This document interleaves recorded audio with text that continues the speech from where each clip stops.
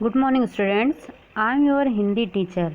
Today we are going to study chapter number 3, Sacha Hira. Before that, I want to give some instructions. Listen to the explanation and read the chapter. After reading the chapter, write the meaning and question answer in classwork. ये जो chapter हम पढ़ेंगे सच्चा हीरा, ये एक story है, एक कहानी है और इसमें कर्म को अधिक महत्व दिया गया है। सूर्यास्त हो रहा था, पक्षी चहचहाते हुए अपने अपने नीड़ की ओर जा रहे थे। गांव की कुछ स्त्रियां पानी लेने के लिए घड़े लेकर कुएं की ओर चल पड़ी थी।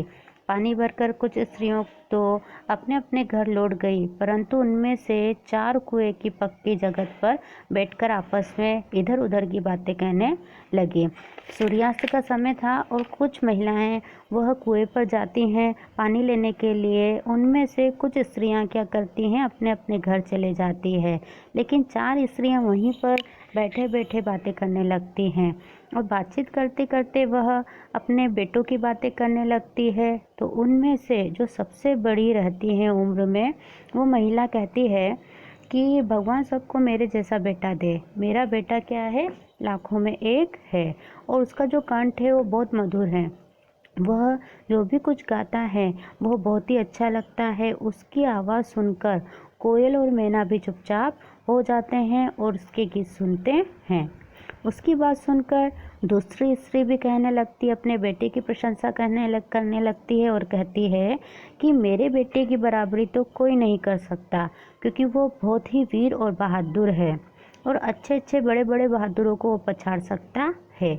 और कहती है वो तो आधुनिक युग का भीम की तरह बलवान है। अब तीसरी स्त्री कैसे चुप रह सकती थी, तो वह भी अपने बेटे के बारे में कहती है कि मेरा बेटा तो साक्षात बृहस्पति का अवतार है। वो कुछ भी याद करता है तो एकदम उसे जल्दी से याद हो जाता है और उसके कंठ में तो ऐसा लगता है जैसे कि सरस्वती का निवास हो। अब तीनों औरतों की बातें सुनकर चौथी स्त्री चुपचाप बैठी रहती है। वह अपने बेटे के बारे में कुछ नहीं कहती। तो पहली स्त्री उससे टोकते हुए कहती है कि बहन, तुम क्यों चुपचाप बैठी हो? तुम भी तो अपने बेटे के बारे में बताओ कि तुम्हारा बेटा कैसा है। तो चौथी स्त्री सहज भाव से कहती है कि मैं मेरे बेटे की प्रशंसा क्या करूं, क्योंकि वो तो न तो गंधर्व की तरह गायक है और न ही बहुत बलवान है, न ही वह बहुत बुद्धिमान है। कुछ समय बाद जब वे सब घड़े सिर पर रखकर लौटने लगी, तब गीत का मधुर स्वर सुनाई पड़ा। तो पहली स्त्री कहती है कि सुनो, यही मेरा हीरा है, यही मेरा बेटा है और वो इतना मधुर गाता है। वह लड़का गीत गाता हुआ उसके पास से निकल जाता है और अपनी माँ की ओर ध्यान भी नहीं देता है। अब दूसरी स्त्री का बेटा भी उधर आता हुआ दिखाई देता है। तो दूसरी स्त्री क्या करती है, अपने बेटे को देखकर कहती है कि यह मेरा लाडला है और ये तो बहुत शक्तिशाली, बहुत बहादुर है, इसकी बराबरी तो कोई नहीं कर सकता। लेकिन वह भी आता है और अपनी माँ पर ध्यान नहीं देता, उसे देखकर पास से निकल जाता है। अब तीसरी स्त्री का बेटा संस्कृत के श्लोकों का गान करते हुए, पाठ करते हुए वहाँ से निकला। उसका उच्चारण वास्तव में ऐसा लग रहा था कि उसके कंठ में साक्षात सरस्वती है। अब तीसरी स्त्री भी गदगद होकर कहती है कि यही मेरी गोद का हीरा है और ये बृहस्पति का अवतार की तरह दिखाई देता है।